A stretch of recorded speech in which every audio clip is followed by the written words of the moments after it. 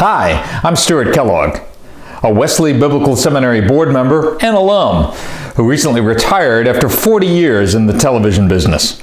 I began as a reporter and weatherman. I moved into management, where I spent the final 25 years of my career running the ABC TV station in Jackson, Mississippi. Manager Stuart Kellogg for Ask the Manager. One of my tasks, answering viewers' questions.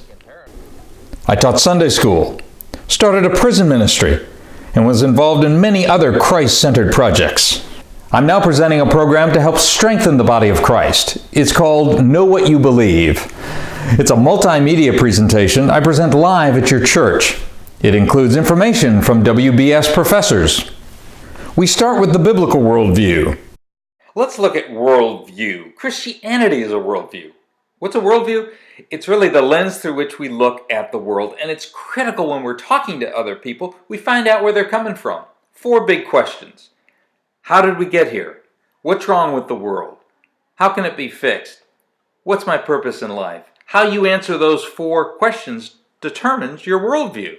Understanding why the Bible and our faith is historically accurate.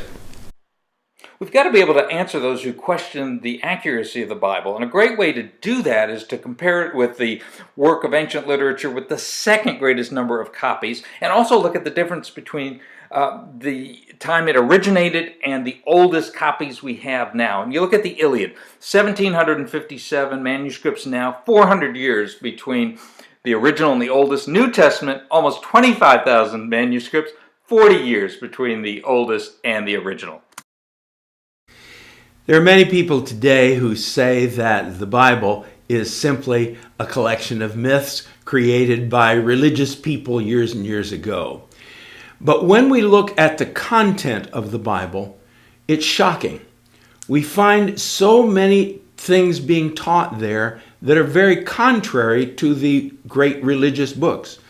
No other religious book teaches that there's only one transcendent being who is outside the universe. And sexuality, why it's such a big deal to God. It's about the biggest issue in the church now, but it's about the Bible, not sex. And then I read verse 11. And it says, "And such were some of you, but you were washed, you were sanctified, you were justified." People say to me all the time, "I was born this way." I say, "Okay, yeah, me too." You're not born with right affections. That's why Jesus had to come. You feeling a desire for sin just proves you need grace like me. It's not gay to straight.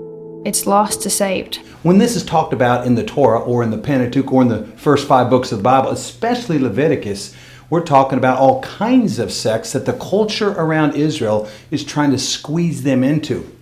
And God says very directly, no. The program is about 3 hours, but I can customize it for your needs. If you'd like more information, just email me, sfkellogg55@gmail.com. We all know how important it is to know what you believe.